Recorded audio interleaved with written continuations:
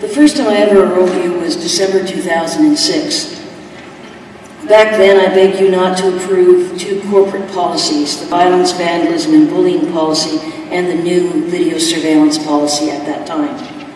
You did anyway, and who knows how many citizens, youth and minors, have been screwed over by staff and security since. Yes, screwed over.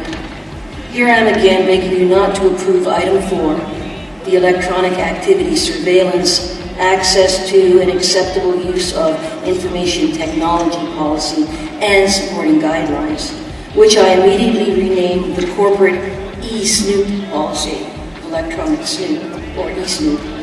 Like the violence, vandalism, and bullying policy, e-snoop has to do with treatment of human beings. Like the corporation's video surveillance policy, eSNOOP is about surveillance of human beings. All three policies are about Big Brother. And the Mississauga Big Brother is an unaccountable bully who thrives in this corporate environment. I've told you that for years now. And I want to describe unaccountable as unable to be taken into account.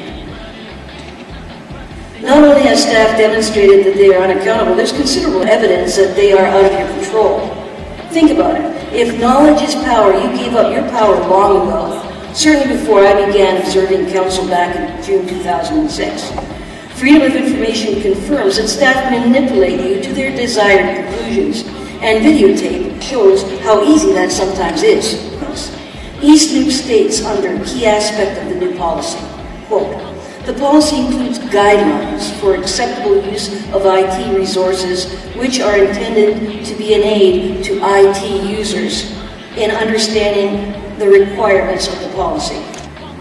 Commissioner Brew, who signed eSNOOP, knows full well that guidelines are absolutely worthless in the city.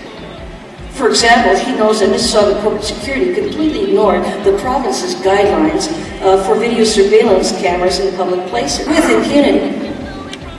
When I detailed all the violations, and they continue to this day, staff shrug and dismiss Ontario's information and privacy video surveillance document as only guidelines. How bad is a breach of privacy guidelines around here? City security even snoops on the mayor's notes through that PTC video surveillance camera. And this isn't me magnifying it. This is actually a freeze frame from video surveillance footage from that camera. And the original material, I'm able to follow along and read that.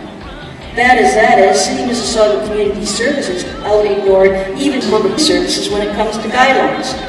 Community Services abandons guidelines altogether.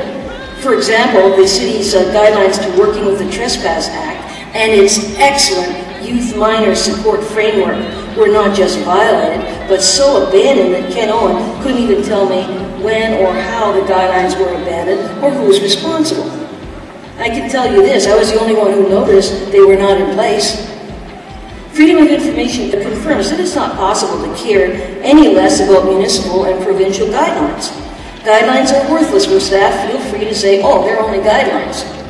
And as you know from audit, it isn't just guidelines that staff ignore or abandon. Now, these are non-compliance. Video surveillance policy, the corporation's first SNOOP policy. Violence and vandalism policy 2000 to 2006. Violence, vandalism, and bullying policy, the existing current one. Corporate security code of conduct. Corporate security public complaints policy, if you can believe that. Conflict of interest policy. This comes from audit. Vendor performance policy, assumed abandoned. Internal audit could find no trace of it. Charging interest to non-government organization policy. Info place cash collection policy, that cost the city over $700,000. And then bylaws, the record retention bylaw. That's confirmed through Freedom of Information and even Accessibility for Ontarians with Disabilities Act. And elected officials are actually seriously considering granting this same staff power to eSNOOP.